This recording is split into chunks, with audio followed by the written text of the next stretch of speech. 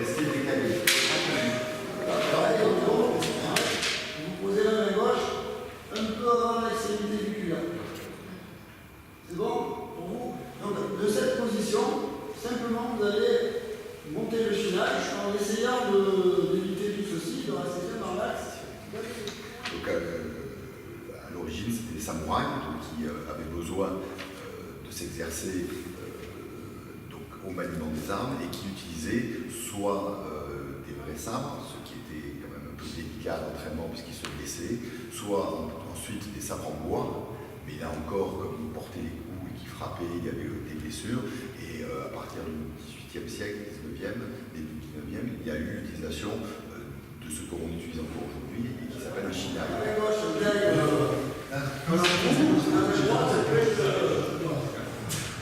Allez, c'est toujours sur deux colonnes. Hein.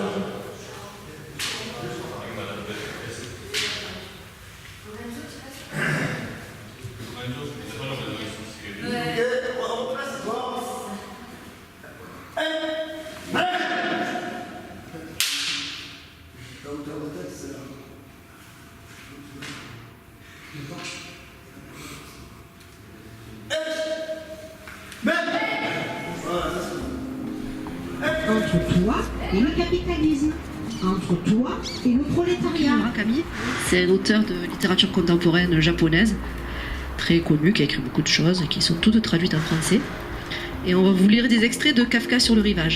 Tu trouveras facilement une voiture ici, dit le routier, en passant la tête par la vitre de son véhicule. Si tu fais le tour des chauffeurs, il y en aura bien un pour t'emmener. Sois prudent, dit le chauffeur. Puis il leva une main pour dire au revoir à Nakata et démarra. Fujigawa, avait-il dit. Nakata n'avait aucune idée d'où se trouvait cette ville, mais il savait que depuis qu'il avait quitté Tokyo, il s'était dirigé vers l'ouest.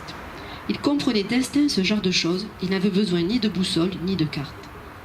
Il suffisait maintenant de trouver une voiture allant dans cette direction. Je n'ai pas très bien compris.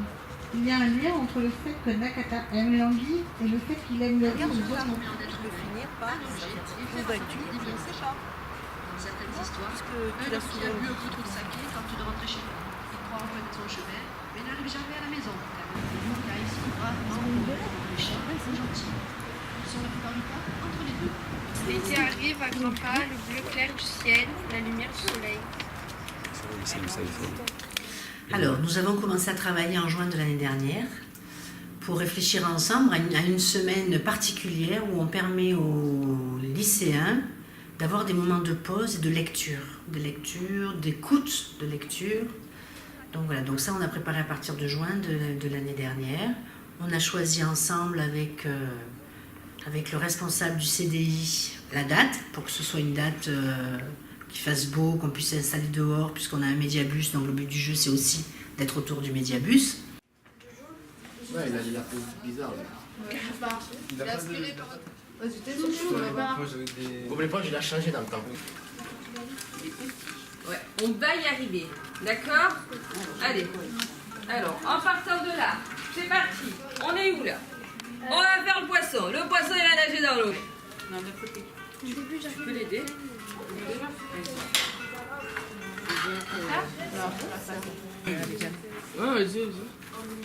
Alors attention, après c'est un peu technique.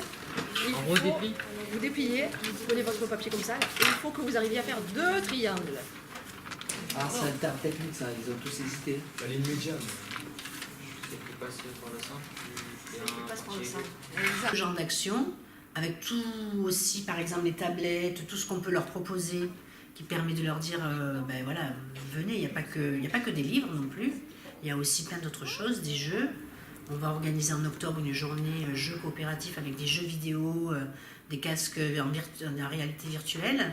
Donc tout ça, c'est aussi pour qu'ils viennent, pour qu'ils se rendent compte que la médiathèque, il peut se passer plein d'autres choses, quoi. Alors, ce que je veux te dire, c'est que par le simple fait de vivre, on établit un lien avec les choses qui nous entourent.